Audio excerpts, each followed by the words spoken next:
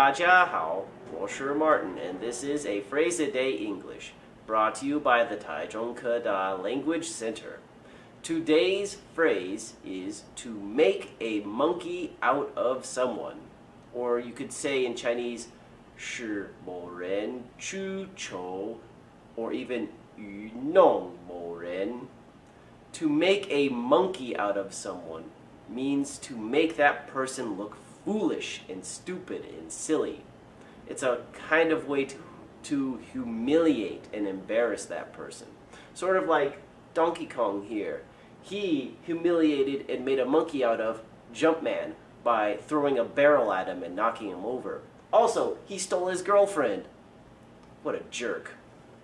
Anyway, I will give you 2 example sentences. Example number 1. He has a plan to make a monkey out of you. Don't trust him. Example 2.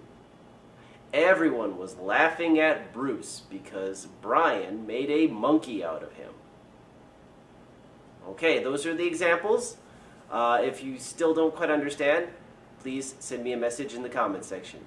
Thank you for watching, and don't ever let anyone make a monkey out of you. Have a good day. Bye-bye.